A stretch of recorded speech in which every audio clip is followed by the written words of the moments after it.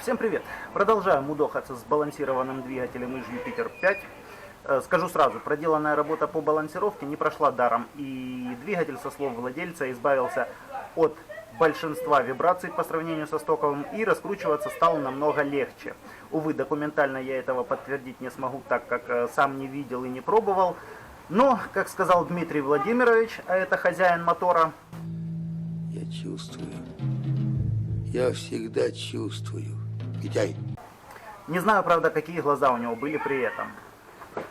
Так что, в принципе, овчинка, наверное, выделки стоит. Но речь сейчас не об этом, так как через 100 километров пробега из поршневой раздался пренеприятнейший звон, который присущ практически всем ижакам с достаточно большим пробегом. Напомню, как это звучало.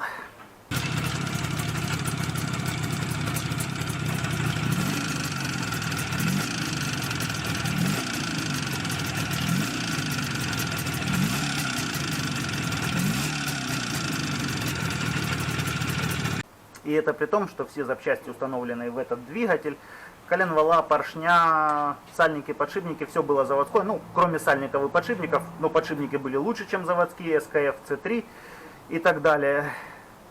То есть никакой китайщины. Да и сам движок не дергачевского мотозавода, как пытались написать некоторые в комментариях, а самый что ни на есть ижмаш. И коленчатые валы, шатуны, да и поршня тоже были именно ижмашевскими. Забегая вперед, сразу скажу, что ничего страшного не случилось. И вот так этот двигатель работает сейчас.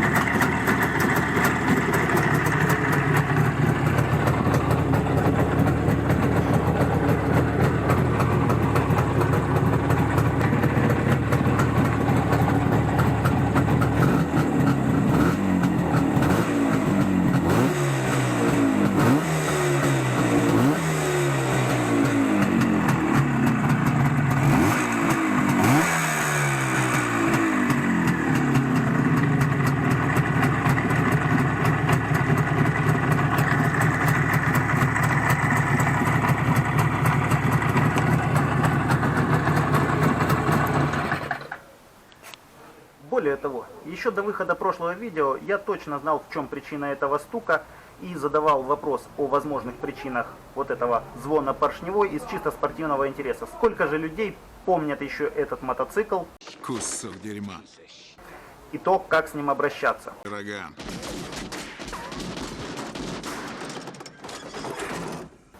Очень радует то, что большинство верно определили причину этого явления, а это может быть... В реале несколько причин. Это и касание днища поршня о головку цилиндра, люфт в соединении палец, верхняя головка шатуна, просто лопнувший палец, либо же люфт в соединении поршневой палец бабышки поршня. Причин на самом деле несколько, а результат один. Вот такой вот звон, доносящийся из поршневой. Но я немного забежал вперед, поэтому вернусь к началу и начну определяться, какая же из вышеперечисленных причин заставила этот конкретный мотор так звенеть. Итак. Иногда они возвращаются. 3. Ну а чтобы он не вернулся ко мне в четвертый раз, разумеется, придется его проверить. И наконец-то я смогу показать, как же все-таки он работает. Тем более, что по отзывам владельца, двигатель действительно избавился от большей части вибраций. Как работает владельцу, очень понравилось. То есть достаточно тихо, не вибрирует абсолютно и очень хорошо крутится. И чтобы испытать этот двигатель вживую, показать, как же он работает, я не буду запускать его на ящике, а пришлось мне купить, так сказать, легендарный советский драчоскоп. Мечту всех мальчишек СССР. Одноцилиндровый иж Юпитер. Этот парень, да знаю я какой.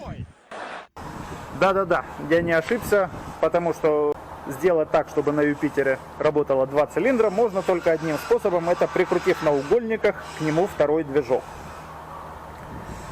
На вот этом корче и будет испытываться тот самый двигатель.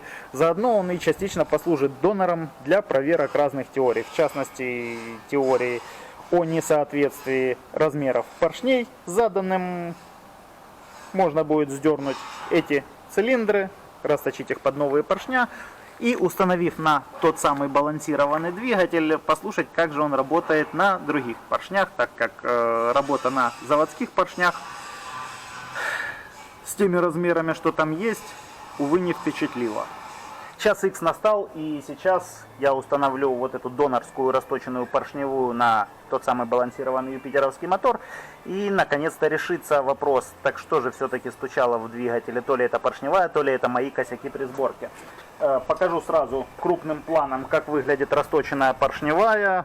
Поршня... Нет, это Таганрог. И вот так вот они болтаются в цилиндре.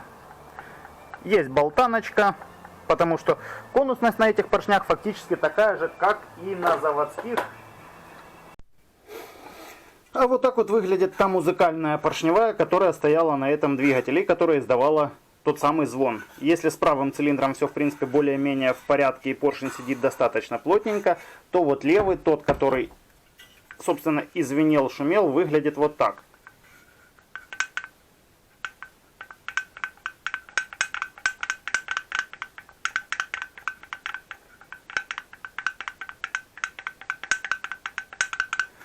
А сейчас устанавливаю поршневую, вкидываю вот этот двигатель на ходовку и пробуем, что же будет по стуку из двигателя.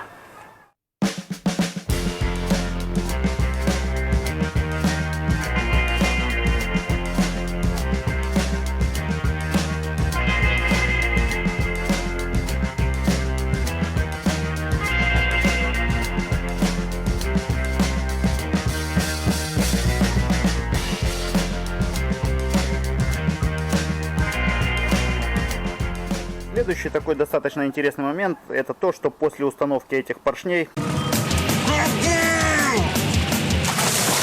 Да нет же, блин, и не Таганрог, сразу поправлюсь, потому что неохота кидать тень на плетень, хотя я на 100% практически уверен, что и таганрогские поршня это такое же самое говнище. Так вот, эти поршня все-таки оказались ростовскими, о чем свидетельствует стилизованная отливка в виде 3 букв РСТ на внутренней части поршня. После установки этих поршней оказалось, что в верхней мертвой точке поршень выступает за срез гильзы на несколько десятых миллиметра. И вот это вот... Да не бомбит у меня! Ты чё орёшь? А чё они говорят, что у меня бомбит, когда у меня не бомбит? И вот такие вот косяки, они настолько достали, что я даже не хочу разбираться, в чем же тут дело. То ли поршень длиннее, то ли цилиндр короче, а цилиндр, кстати, заводской. Это снятый с двигателя заводской сборки. И еще один показательный момент. На одном цилиндре набито 3 0, на втором цилиндре 2 0. Это удмуртский двигатель, не малышевский, как многие говорят, что там малышевский косячный. Нет, это ижмашевский удмуртский двигатель. Вот. Стояли цилиндры. Один 3 0, другой 2 0. С завода вот так вот было установлено. Вот еще одно доказательство суперкачества СССР. Не буду разбираться, в чем тут проблема. А просто тупо подложу по 2, а может быть даже 3 прокладки под каждый из цилиндров. И на этом, наверное, сборка все-таки уже закончится. По первым впечатлениям от поршней, вот этих ростовских, не надейтесь, что купив новые поршня, купив к ним новые пальцы, вы беспроблемно их вставите. То есть нагреете поршень и руками или съемником впрессуете палец в поршень.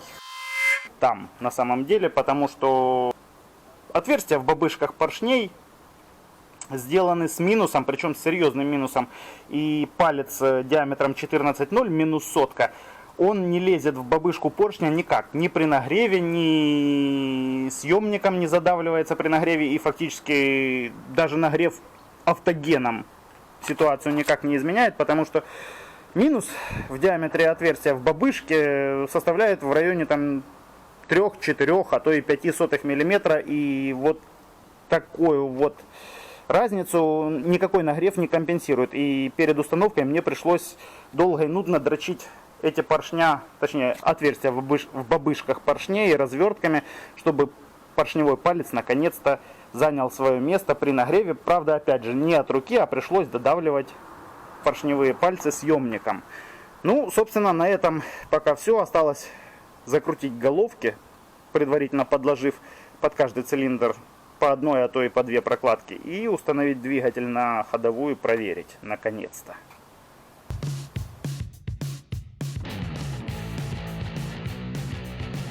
При сборке поршневой я всегда использую алюминиевые прокладки между цилиндром и головкой, которые фиксируют сползание легкой притяжкой головки к цилиндру. Но, внимание, здесь самое основное. Перед тем, как начинать тянуть гайки головки, обязательно прикрутите переходник от карбюратора к цилиндрам, к самим цилиндрам, и затяните его намертво.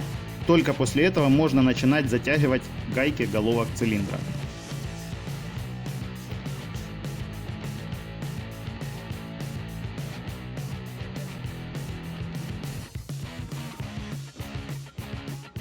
И вот он, тот самый момент истины, первый контрольный запуск, который либо подтвердит, либо опровергнет в пух и прах мою теорию о том, что вот в таком звуке работающего двигателя Юпитера. Напомню еще раз на всякий случай, как же это звучало.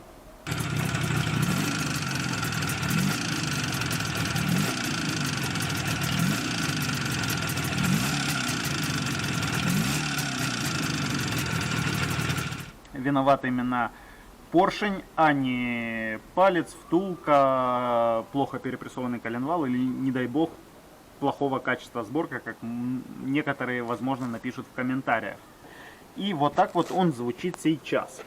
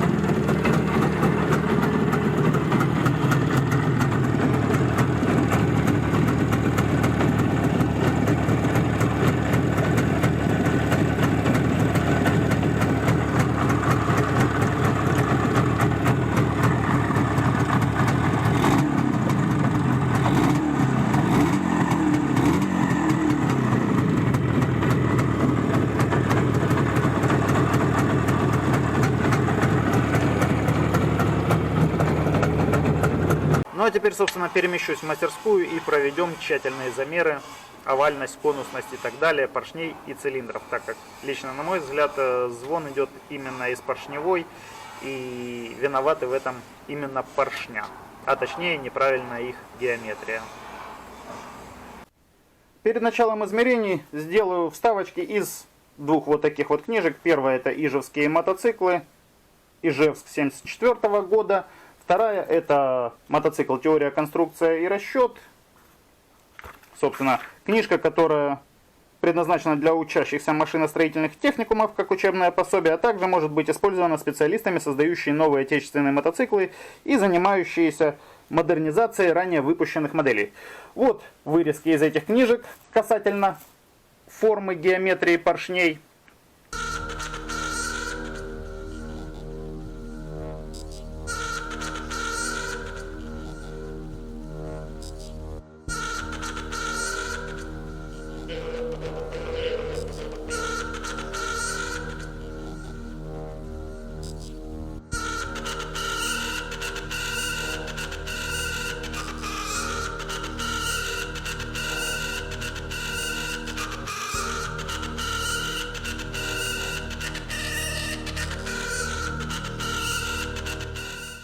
Ну и непосредственно к самим измерениям.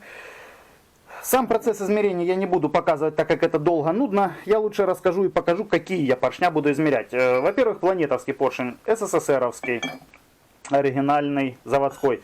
Поршень с ЧЗ 250, 15 палец, хрен знает каких времен.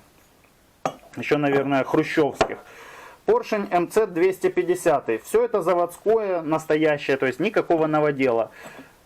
Муравьевский двухкольцовый поршень с окном, опять же заводской, настоящий советский, клейменный. Также есть поршня с Восхода, с ижа Юпитера. Ну, юпитеровские попытаюсь показать чуть более подробно. Значит, вот такие вот поршня с клеймом ZTM. Со стилизованной эмблемой КС 740 сплав. Вот буква Х на внутренней стороне поршня. Опять же маркировочка ИЖ-4СБ чего-то там. И вот таких поршней на самом деле очень много. Это все заводские поршня. Никакой-то кооператив, не новодел. Все настоящее СССР. Теперь за кадром я все это перемерю, подпишу поршня и покажу результаты. И вы, как говорится, охренеете. Чтобы было понятно, что и как я буду измерять, переведу то, что написано в книжке, на простой и даже ежу понятный язык. И покажу на примере одного отдельно конкретно взятого поршня с МЦ-250. Измеряться поршень будет по 3 точкам. Первая точка по краю юбки. Вторая точка, так сказать, посередине юбки, как написано в книжке, чуть выше оси поршневого пальца. И третья точка это по днищу поршня. И дальше будут искаться размеры, разница между вот этим диаметром и диаметром здесь. По книжке разница между размером вот здесь и размером в этой точке должна составлять от 0,02 до 0,1 мм. Это первая циферка, которая будет написана на поршне после измерений. Вторая циферка это общая конусность поршня, разница между вот этим диаметром и диаметром днища поршня, разница между вот этим размером и вот этим, то есть фактически на днище поршня, должна составлять от 0,12 до 0,2 мм. И третья циферка это овальность поршня, это разница между диаметром в этой точке и диаметром в этой точке, то есть в той же самой плоскости, только поршень провернут на 90 градусов. Он должен составлять от 6 до 8 сотых. И, собственно, вот этот МЦ-товский 250 поршень, это фактически эталон. Такое впечатление, что японцы, немцы виноват, наизусть выучили эту книжку и сделали четко по размерам. Первая циферка, разница между диаметром в этой точке и в этой точке составляет 7 сотых. Вторая циферка, разница между диаметром в этой точке и в этой точке составляет 17 сотых. Разумеется, все это идет на уменьшение, самый большой диаметр по краю юбки. И овальность этого поршня составляет 8 сотых. Просто прекрасно. Сучи немцы, аж зависть берет. Deutschland, Deutschland über allen. А теперь самое интересное, что же удастся намерить на СССРовских настоящих заводских поршнях. А использоваться для измерений будут поршня, напомню еще раз, с Юпитера, Восхода, Муравья. И затесался один поршень с ЧЗ-250. И это реальный шок. Измеряя поршня, я уже на 9 или 10 порядком затрахался этой процедурой, поэтому все абсолютно измерять не стал, но того, что я уже намерил, в принципе, хватает для понимания общей картины. Итак, поршень ЧЗ-250 древних годов выпуска. Размер 1 3 сотых мм, размер 2 20 сотых мм, овальность 5 сотых. Муравьевский поршень двухкольцовый с окном, СССРовский. Размер 1 6 сотых мм, размер 2 это общая конусность 22 сотки, овальность 7 сотых. Ну, в принципе, все пока более-менее укладывается. Так, это у нас, похоже, или ижевский, или восходовский поршень СССРовский, которые умудрились спереть с линии до того, как в него даже вставили замки. Хотя, если я не ошибаюсь, даже такие поступали в продажу в советское время.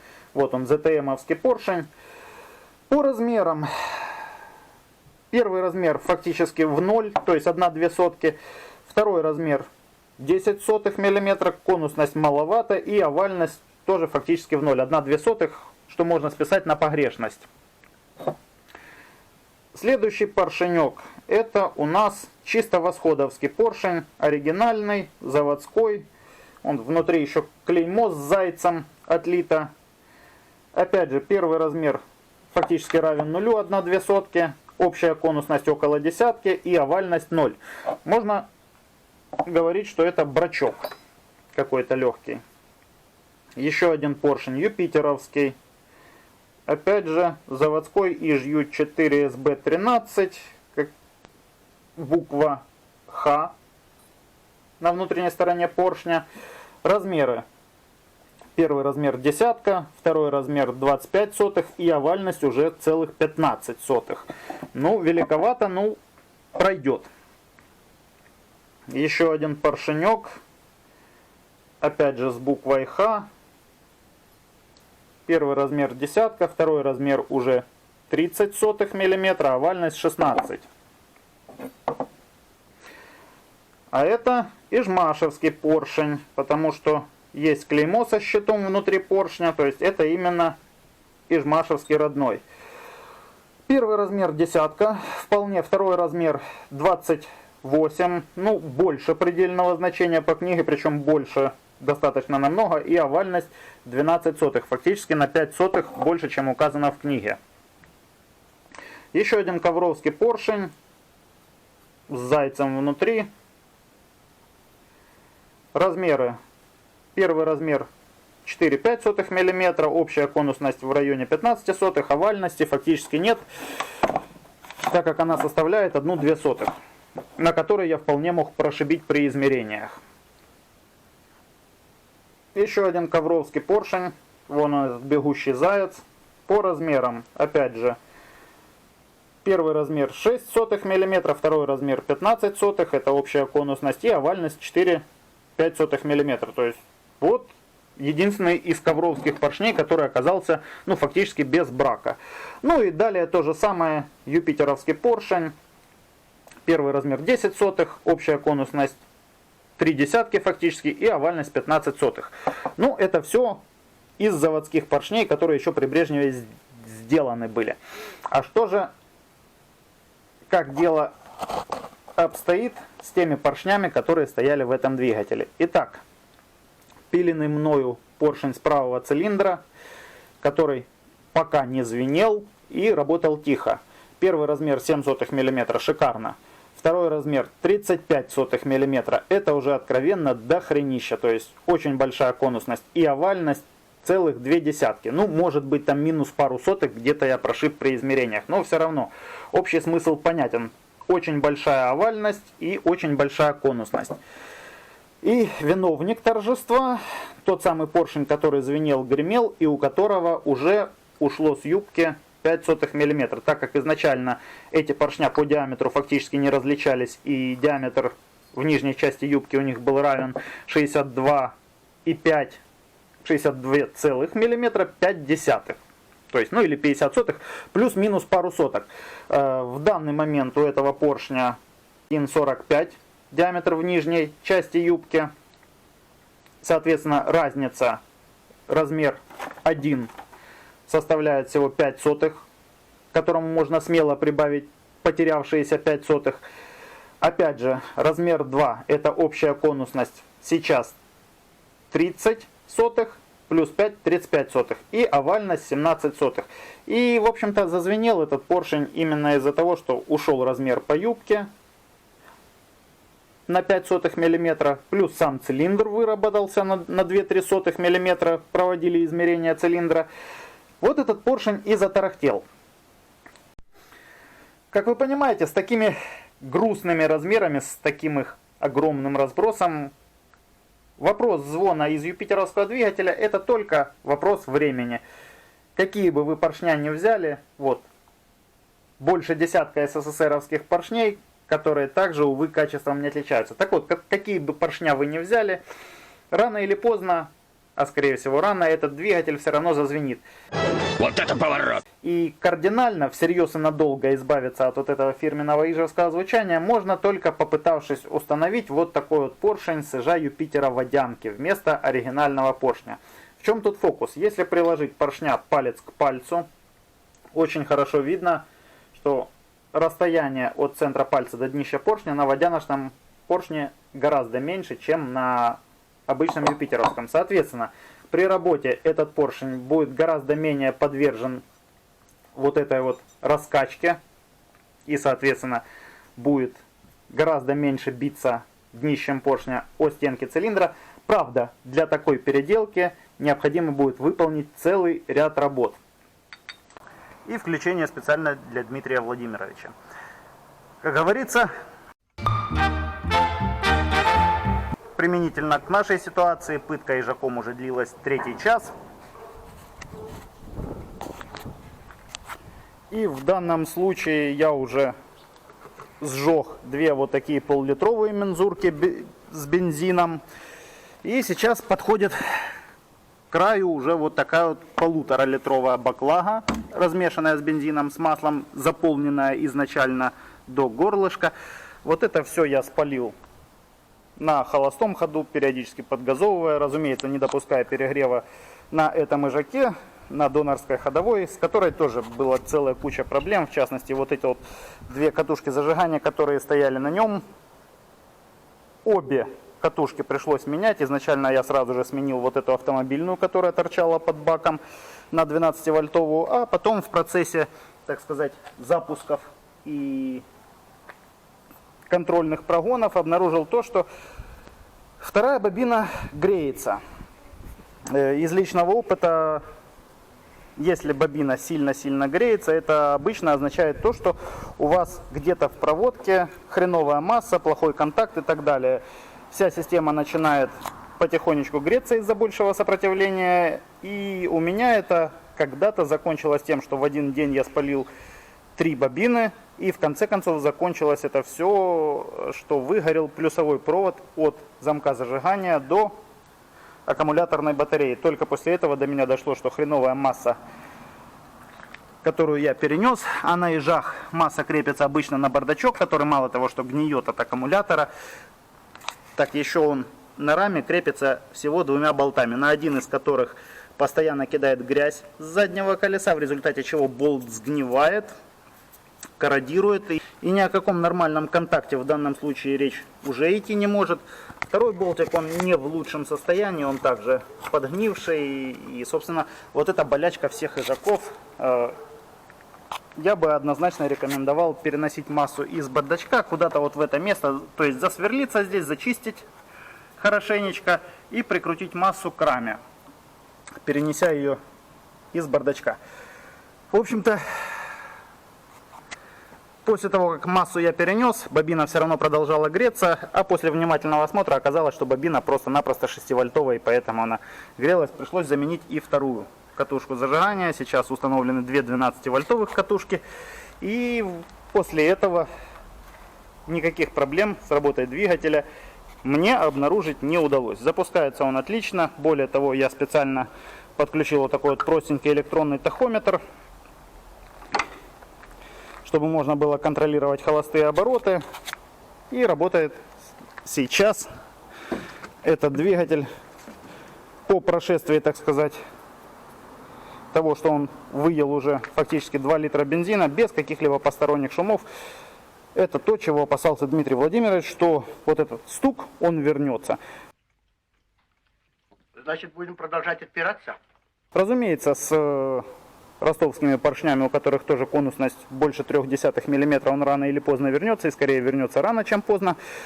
И ситуацию в данном случае нужно решать кардинально, либо же установкой поршней других размеров с меньшей конусностью и с меньшим расстоянием от центра пальца до днища поршня, либо же как-то еще.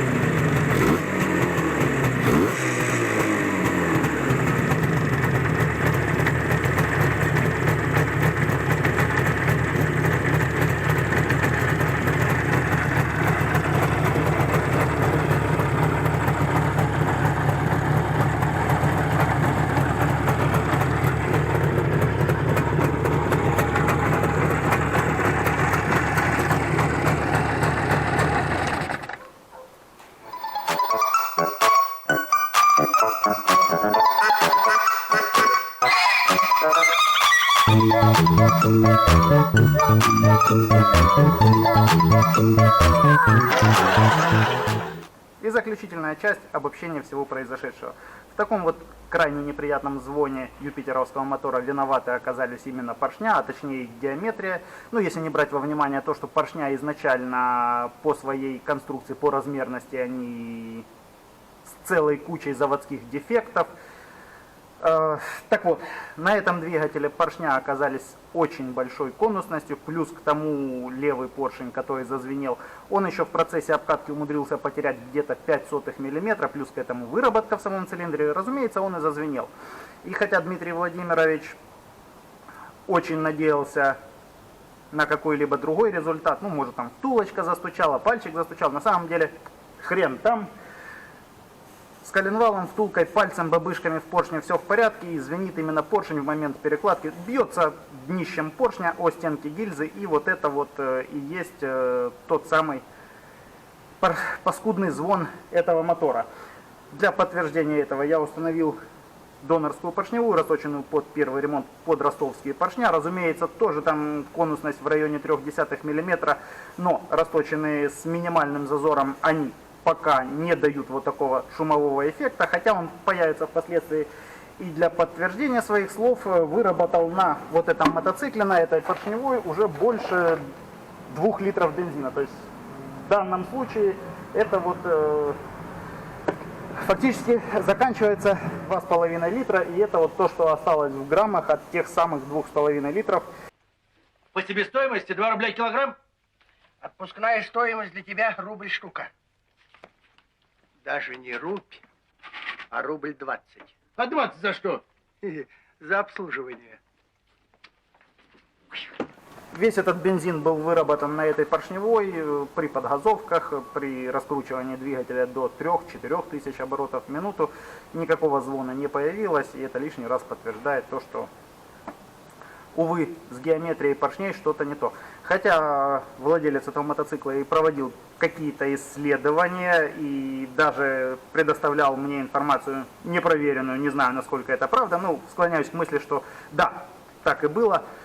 Так вот, информация заключается в том, что вот такая вот конусность и овальность ижевских поршней, заводских ижмашевских, я не говорю там Дергачевский или Новодел, а именно настоящих ижмашевских поршней, она была заложена с завода, и на заводе действительно делали такие вот поршня с охрененной конусностью, по крайней мере, под закат своей карьеры делали. То есть уже конец 80-х и 90-е года. А делалось это все для того, как было сказано, на заводе знали, что болячка этого двигателя – это звон поршневой даже при небольших износах. И пытались уйти от этого звона путем максимально плотной расточки цилиндра, то есть с минимальным зазором, там буквально в пару сотых. Но в этих режимах, разумеется, вернее, с таким зазором в поршневой возникали риски прихвата. Вот для того, чтобы эти риски прихвата исключить, делали поршня с охрененной конусностью. И это вообще парадокс, потому что, с одной стороны, для того, чтобы избавиться от звона, ты точишь цилиндры с минимальным зазором, чтобы поршень нигде не болтался, и с другой стороны тут же делаешь поршня по днищу на 0,3 мм меньше в диаметре, а межремонтные размеры это 2,5, который будет стукотеть у тебя даже при минимальном износе, потому что он тупо конусный. Вот это вот парадокс советского мотостроения. Ну а сейчас, собственно, последний запуск я дожгу оставшиеся там 200-250 грамм из 2,5 литров с бензином и, собственно, перейду к попыткам слепить пулю из говна, а именно, как говорилось в одном фильме или мультике, вертай все взад.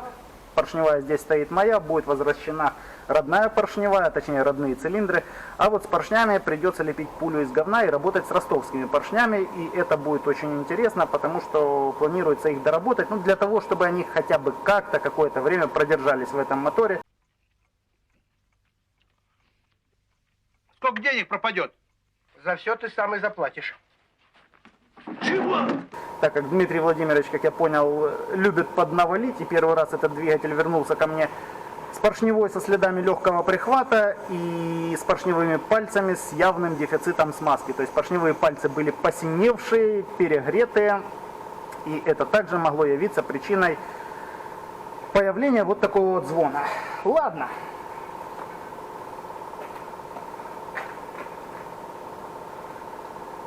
Последний запуск перед разборкой.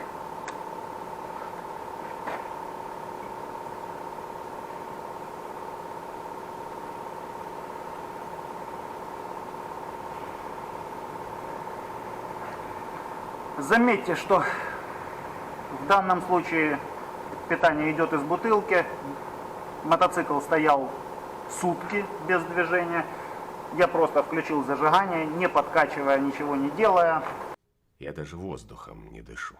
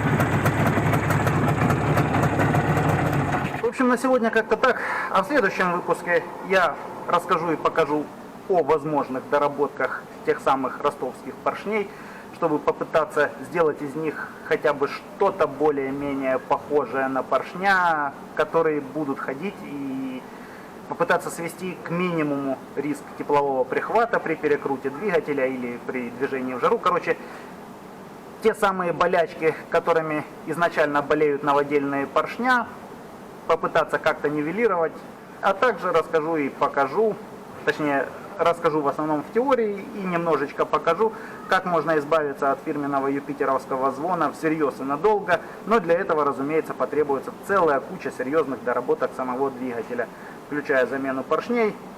В комментариях под прошлым роликом многие писали, как это можно сделать, а я объясню, как же это сделать подетально. На этом у меня все. До новых встреч. Пока.